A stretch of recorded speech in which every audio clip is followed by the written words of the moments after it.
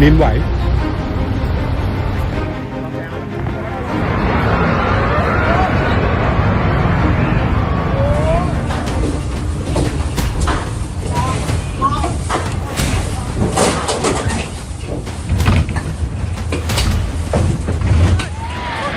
Myanmar और Thailand में तेज भूकंप के झटके महसूस किए गए हैं। भूकंप का केंद्र म्यांमार का सागा इंग था और इस भूकंप की गहराई जमीन के 10 किलोमीटर अंदर तक थी।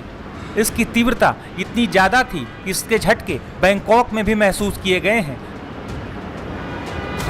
यूएसजीएस के मुताबिक म्यांमार में आए भूकंप की तीव्रता रिक्टर स्केल पर 7.7 थी। भूकंप के झटकों का असर थाईलैंड की राजधानी बैंकॉक में एक निर्माणाधीन बिल्डिंग तो भरभरा कर जमींदोज हो गई।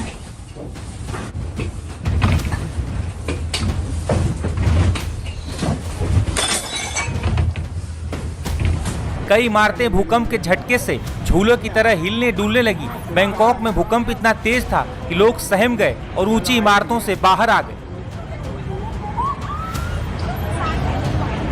दरअसल बैंकॉक थाईलैंड के सबसे घनी आबादी वाले इलाकों में से एक है। बड़ी संख्या में टूरिस्ट भी यहाँ पहुँचते हैं। भूकंप के झटकों के दौरान भी भारी संख्या में टूरिस्ट मौजूद थे जो भूकंप के बाद काफी सहम गए हैं। वहीं इस भूकंप के बाद बैंकॉक पहुंचे टूरिस्टों ने क्या कहा है, सुनिए।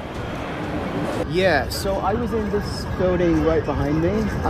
It was a shopping mall and I was there to मैं अपने ठीक पीछे वाली बिल्डिंग में था। ये एक शॉपिंग मॉल था और मैं वहाँ कैमरे का सामान खरीदने गया था। तभी अचानक पूरी बिल्डिंग हिलने लगी। काफी चीख पुकार मच गई और बहुत घबराहट होने लगी। मैं पहले तो शांति से चलने लगा, लेकिन फिर बिल्डिंग में बहुत हलचल होने लगी। लोग एस्केलेटर से नीचे गलत दिशा में भाग रहे थे। मॉल के अंदर बहुत सारी धमाकेदार आवाजें और दुर्घटनाएं हो रही थी। मैं पहले बाहर आया और बिल्डिंग की तरफ देखा तो वो हिल रही थी और वहाँ काफी धूल और मलबा पड़ा हुआ था।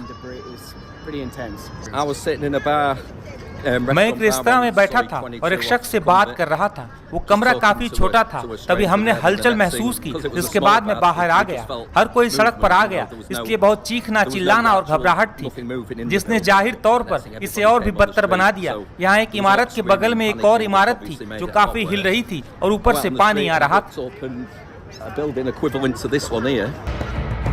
भूकंप की तबाही की वजह से थाईलैंड में उड़ानों को रद्द कर दिया गया है। बैंकॉक में इमरजेंसी लगा दिया गया है। म्यांमार में अब तक कई लोगों की मौत हो गई है। बिल्डिंगों के गिरने की वजह से थाईलैंड में कई लोग लापता हैं जिनकी तलाश की जा रही है। इसके साथ ही रेस्क्यू टीमों की तरफ से राहत और बचाव अभियान चलाया जा रहा है।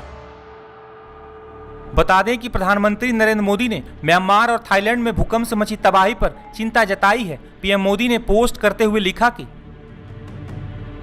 म्यांमार और थाईलैंड में भूकंप के बाद की स्थिति से चिंतित हूं। सभी की सुरक्षा के लिए प्रार्थना करता हूं।